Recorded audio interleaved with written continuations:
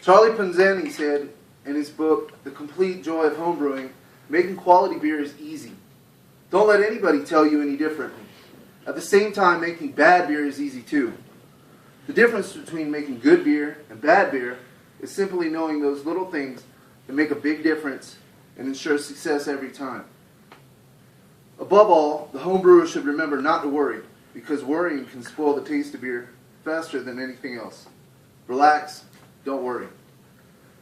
Today I'm going to talk a few minutes about homebrewing, something I hold dear to my heart. I believe I am able to talk on this matter not only because of the research I've done to write this speech, but because I am a homebrewer. During the next few minutes, I hope to raise your curiosity on homebrewing and how you can go about getting started to do it yourself. A couple of topics I will be discussing on is how you brew beer, will you save money doing it yourself, and the pride of being able to say that you made beer that others can enjoy.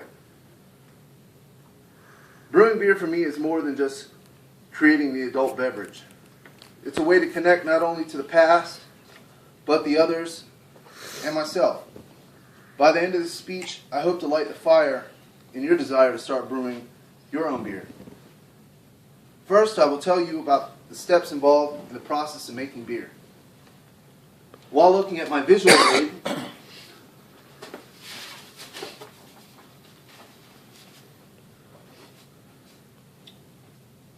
I will tell you the key points of making beer.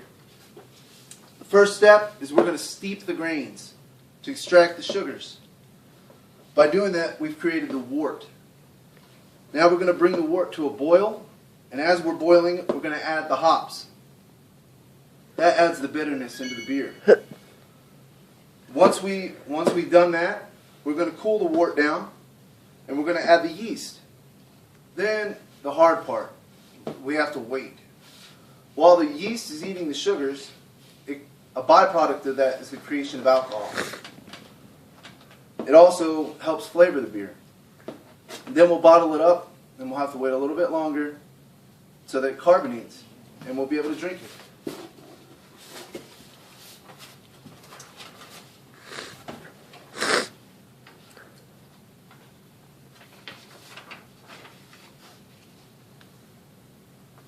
With all the styles and combinations of ingredients, the possibilities are endless on what kind of beer you can make with the same simple instructions. The equipment you have also plays into the styles of beers that you can make. You are probably telling yourself, brewing has to be expensive to do, right? Yes and no. You don't need a lot of expensive equipment, though. Getting started, you may have to buy a few items that normal people don't have in their kitchen. But once you get those items, you only need to buy ingredients to make more beer. I was able to save on some of the cost when I got started by saving and reusing bottles. For the fermentation process, that's when we add the yeast into the wort, any food grade container will work. Some people get what is called a carboy. They're glass, they're pretty. But I went with food safe buckets because they were cheaper. A few more money-saving tips are on the handout that I'll be passing out at the end. The reason I say it can be expensive, because you may want to upgrade to bigger batches of beer, which means bigger equipment. I'm able to make 5 gallons at a time, which seems like enough for me. But having an all stainless steel system with a couple of kegs of beer going sounds pretty impressive though. Let's close our eyes for a minute and imagine, if you can, you've invited some close friends over for dinner on a Friday night. As they come in, you grab a few bottles out of the fridge, pass them around.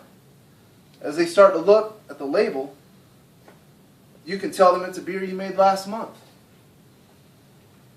Beer has been around since 3400 BC. And by homebrewing, I'm part of that now. According to the study done in 2013 by the American Homebrewers Association, the AHA, 1.2 million homebrewers in the United States. I like knowing I'm part of something bigger. There's also 1,700 clubs registered with the AHA. Getting together with a club to learn, share your passion can be very helpful. On the handout, I've also included a website to find a club near you. Over the last few minutes, I've discussed steps of making beer, a few tips on saving money when first getting into the hobby, and the pride that you can gain from being a home brewer. Becoming a home brewer is a title that you wear proudly after your first batch. Hopefully this speech has given you the confidence and the inspiration to want to do that as well.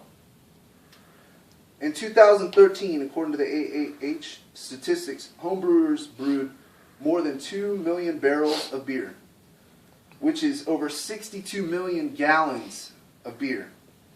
But that's only 1% of the total brewed in the United States. How much are you going to be part of next year?